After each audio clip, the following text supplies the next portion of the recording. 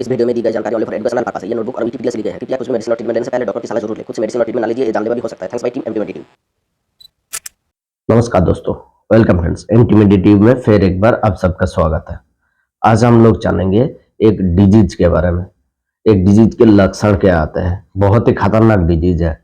इसके क्योर कैसे किया जाता है, इसको 100% क्योर किया जा सकता है कि नहीं किया जा सकता है, इसको कैसे पहचाना जाता है, सब कुछ आज पूरी डिटेल्स में जानेंगे। आज जानेंगे ऑटो इम्यून डिजीज एक डिसऑर्डर है, उसको कैसे पहचाना जाता है, उसके ट्रीटमेंट क्या हो सकता है, इसके लक्षण क्या आते हैं, सब कुछ पूरी डिटेल्स में जानेंगे।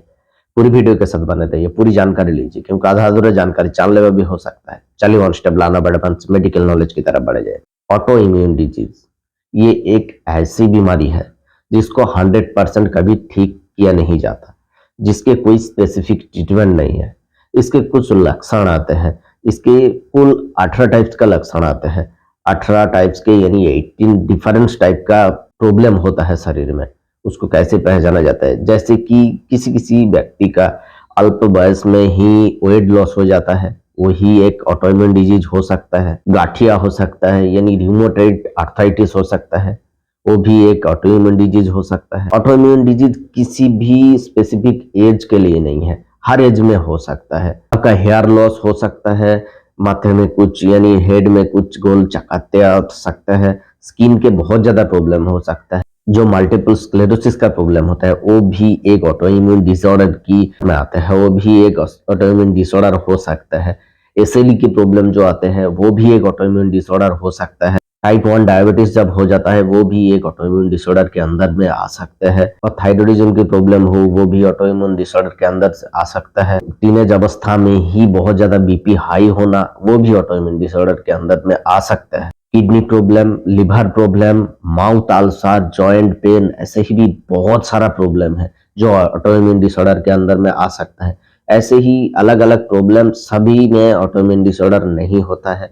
कुछ कुछ वजह से जब आपको ठीक नहीं होता, बार बार यही प्रॉब्लम रिपीट हो रहा है, बार बार बुखार आ रहा है, वेट लॉस हो रहा है, या बार बार थायराइड की मेडिसिन लेने की वजह से भी थायराइड कम नहीं हो रहा है, टाइप 1 डायबिटीज हो गए हैं अल्प वयस में ही, ऐसे प्रॉब्लम देखा जाने पर ऑटोइम्यून डिसऑर्डर हो सकता है। इसे कुछ पहचानने का टेस्ट है। वैसे तो स्पेसिफिक कुछ टेस्ट नहीं है। ऑटोइम्यून डिजीज हर ऑर्गन में फैल सकता है, हर ऑर्गन में अलग अलग करके उसके इफेक्ट होते हैं।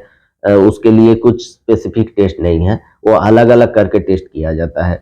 जैसे कि कुछ टेस्ट है, जैसे कि सीआरपी का टेस्ट होता है, सीआरपी और ईएसआर का टेस्ट होता है, जो बढ़ा रहने से कुछ समझ जा सकता है जो ऑटोइम्यून डिसऑर्डर है कि नहीं है। एएनए का टेस्ट है, एएनसीए का टेस्ट है, और आरए फैक्टर का टेस्ट है जो कि रिम्यूटेड आर्थराइटिस होता है कि नहीं होता है वो जानने के लिए। स्किन के कुछ बायोप्सी किया जाता है, जैसे कि समझा जाता है ऑटोइम्यून डिसऑर्डर है कि नहीं है। ऑटोइम्यून डिसऑर्डर रहने से एचबी का कम हो जाता है यानी हेमोग्लोबिन का कम हो जाता है। डब्ल्यूबीसी काउंट बहुत ज्यादा हाई या लो रह सकता है, प्लेटलेट्स काउंट का घट सकता है, बहुत ज्यादा प्रॉब्लम हो सकता है, बहुत ज्यादा ब्लड के टेस्ट में गड़बड़ी आ सकता है, यूरिन में एल्बुमिन या प्रोटीन की मात्रा बहुत ज्यादा हो सकता है। ऐसे ही करके इसको पहचानना, इसको समझना बहुत ही आसान नहीं है। कई कई साल लग जाता है कभी कभी पहचानने में।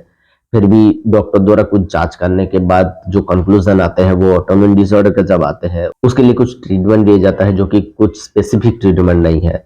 बहुत ज्यादा कॉम्प्लिकेटेड मामला है ये। कौन सा अंग में आपको, कौन सा ऑर्गन में आपका प्रॉब्लम हुआ है, वो ही स्पेसिफिक ऑर्गन में आपको ट्रीटमेंट चलता है।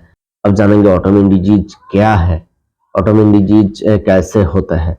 ऑटोइम्यून डिजीज ऐसे एक बीमारी होता है जो खुद के सेल खुद के ही दुश्मन बन जाता है, खुद के अच्छे सेल खुद के ही दुश्मन बन जाता है।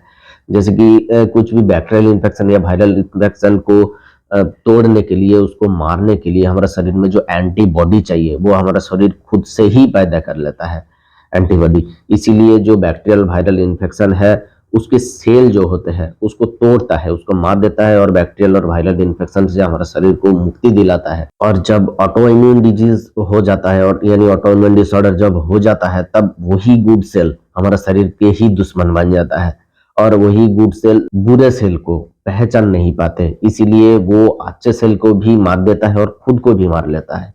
ऐसे सिस्टम में जो रोग प्रतिरोध जो क्षमता है, इम्यून सिस्टम है, वो खत्म हो जाते हैं पूरी तरीके से।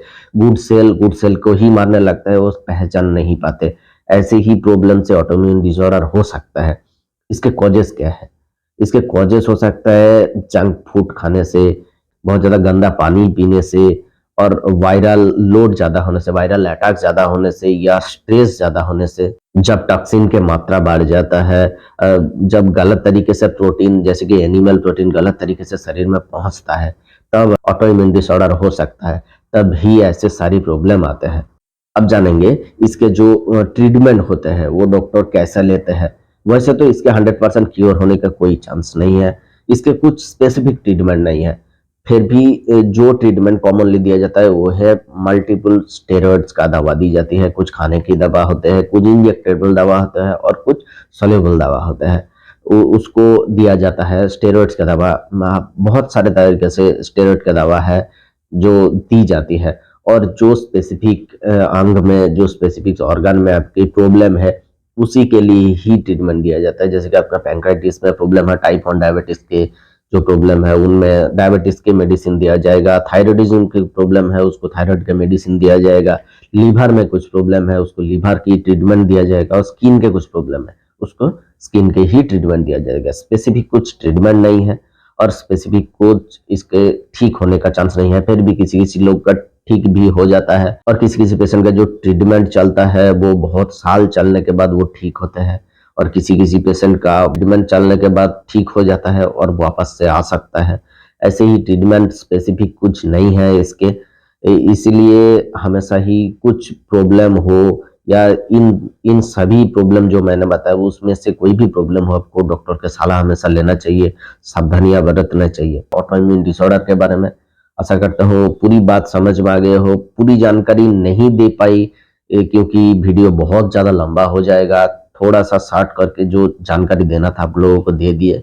और भी ऑटोइम्यून डिसऑर्डर के बारे में स्पेसिफिक जानकारी आपको चाहिए तो आप कमेंट बॉक्स में कमेंट कीजिए, मैं अलग से वीडियो बना दूंगा। एक सीरीज में नहीं होगा, 2-3 सीरीज में करके बना दूंगा।